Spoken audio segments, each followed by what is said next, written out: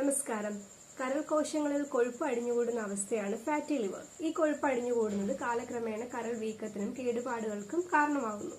Fatty liver പ്രധാനമായും രണ്ട് തരത്തിലുണ്ട്. നോൺ ആൽക്കഹോളിക് ഫാറ്റി ലിവർ ഡിസീസും ഉണ്ട്, ആൽക്കഹോളിക് ഫാറ്റി ലിവർ ഡിസീസും ഉണ്ട്. മദ്യം കഴിക്കാത്തവരിലാണ് non alcoholic fatty liver disease ഉണ്ടാകുന്നത്. പലപ്പോഴും പൊണ്ണത്തടി, ഇൻസുലിൻ പ്രതിരോധം, ടൈപ്പ് 2 ഡയബറ്റീസ്, ഉയർന്ന കൊളസ്ട്രോൾ, മെറ്റബോളിക് സിൻഡ്രോം എന്നിവയുമായി ബന്ധപ്പെട്ടിരിക്കുന്നു. ഇത് കരൾ വീക്കം, സിറോസിസ് എന്നിവയുൾപ്പെടെ ഗുരുതരമായിട്ടുള്ള കരൾ രോഗങ്ങളിലേക്ക് നയിക്കാവുന്നതാണ്.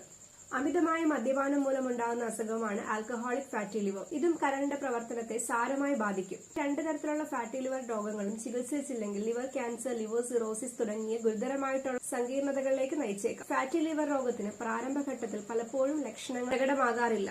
ഫാറ്റി ലിവർ രോഗത്തിന്റെ ചില പ്രധാന ലക്ഷണങ്ങളാണ് ക്ഷീണം, വയറിലെ വലതുഭാഗത്തായിട്ട് വേദന അനുഭവപ്പെടുക, വയറിന്റെ വീക്കം, മഞ്ഞപ്പിത്തം, വിശപ്പില്ലായ്മ, പെട്ടെന്നുണ്ടാകുന്ന ഭാരക്കുറവ്, ബലഹീനത. ഇവയൊക്കെയാണ് പ്രധാനമായും ഫാറ്റി ലിവറിന്റെ ലക്ഷണങ്ങൾ. Thank you.